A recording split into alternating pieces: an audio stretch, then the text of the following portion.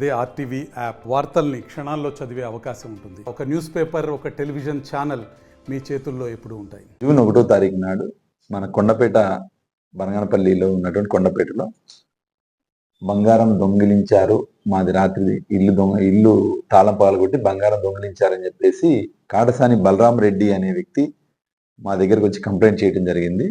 ఎవరిది ఏంటి అని విచారిస్తే వాళ్ళ బంధువైనటువంటి మాధవిరెడ్డి గారి యొక్క బంగారం ఆమె కర్నూలులో ఉండి ఇక్కడ పెట్టి వెళ్ళింది. నేను కూడా ఊరికి వెళ్ళాను. వచ్చి చూసేసరికల్లా ఇల్లు దొంగతనం చేశారు, ఇల్లు పాల్గొట్టేసి తాళం పగలగొట్టి దొంగతనం చేశారని తెలిసింది. దాని విషయంలో మేము మా యొక్క క్రైమ్ టీం అంతా కూడా 1 మంత్ పాటు కంటిన్యూగా ఎఫర్ట్ చేసినాం. దాంట్లో భాగంగా మా ఎస్పీ గారు కూడా తన వంతు సాయంగా సారు టెక్నికల్గా సపోర్ట్ చేయడం, ఎప్పటికప్పుడు దీన్ని మానిటర్ చేయడం జరిగింది. మా డిఎస్పీ సార్ కూడా దీని విషయంలో చాలాసార్లు రివ్యూ మీటింగ్ తీసుకొని చేసినారు. తర్వాత క్రైమ్ టీం కూడా పిలిపించుకొని మాట్లాడి ఎప్పటికప్పుడు దీని యొక్క పురోగతి గురించి ఆలోచన చేసినారు.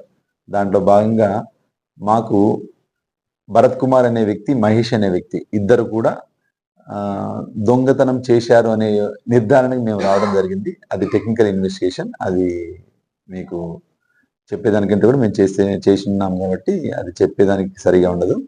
కాబట్టి ఆ టెక్నికల్ ఇన్వెస్టిగేషన్ ద్వారా వాళ్ళిద్దరిని కూడా మేము క్యాచ్ చేయడం జరిగింది. వాళ్ళిద్దరూ కూడా ఇది వరకు కూడా దొంగతనం చేసినారు. భరత్ కుమార్ అనే వ్యక్తి కాజీపేట మండలం, కడప జిల్లా సంబంధించిన వ్యక్తి.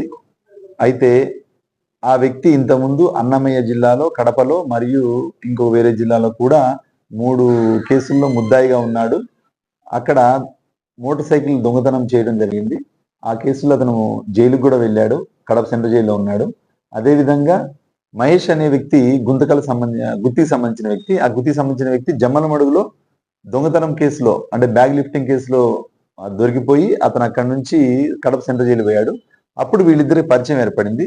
పరిచయం ఏర్పడిన దాని తర్వాత వీళ్ళిద్దరు కలిసి దొంగతనాలు ఎలా చేయాలా అని ఆలోచన చేస్తూ ఉండి వాళ్ళు ప్లాన్ చేసుకుని పథకం ప్రకారంగా జూన్ 1వ తారీఖు రోజు రాత్రి ఒక మోటార్ సైకిల్ మీద మన కొండపేటకు వచ్చి, కొండపేటలో ఉన్నటువంటి కాటసాని బలరాం రెడ్డి ఇల్లు తాళం వేసిందని చెప్పి గమనించి ఆ ఇల్లు తాళం పగలగొట్టి లోపల ఉన్నటువంటి బీరువాని కూడా పగలగొట్టి దాంట్లో ఉన్నటువంటి సుమారు 20 తులాల గోల్డ్ని దొంగిలించడం జరిగింది.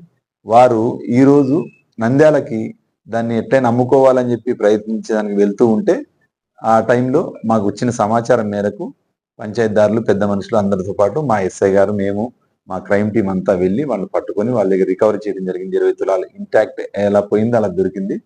దానికి మా ఎస్పీ సార్, మా యొక్క బనగానపల్లి పోలీసుల్ని, ముఖ్యంగా మా యొక్క బనగానపల్లి క్రైమ్ టీం సుబ్బరామకృష్ణ, అదేవిధంగా ప్రదీప్, నాగన్న వీళ్ళని మరీ అభినందించడం జరిగింది.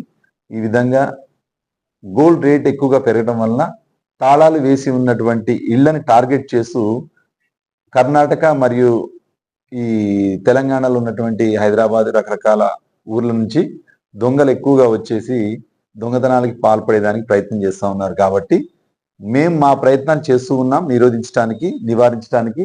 అదేవిధంగా ఇళ్లలో ఉండే వాళ్ళు కూడా వాళ్ళ ఇళ్ళల్లో తాళాలు వేసి బయటకు వెళ్ళేటప్పుడు తమ యొక్క ఇళ్లలో ముఖ్యంగా బంగారము, డబ్బులు ఏమైనా ఉంటే బ్యాంక్ లాకర్లో పెట్టుకోవాలి. కానీ అలా పెట్టేసి తాళాలు వేసి బయటికి ఎక్కువసేపు వెళ్ళినా కూడా ఇబ్బందికర పరిస్థితులు ఉంటాయని చెప్పి మరీ వాళ్ళకి తెలియజేస్తున్నాం. Thank you very much. మరిన్ని వీడియోస్ కోసం ఛానల్ ని సబ్స్క్రైబ్ చేయండి, లేటెస్ట్ అప్డేట్స్ కోసం వాట్సాప్ ఛానల్ ని ఫాలో చేయండి అండ్ లింక్ డిస్క్రిప్షన్ లో ఉంది.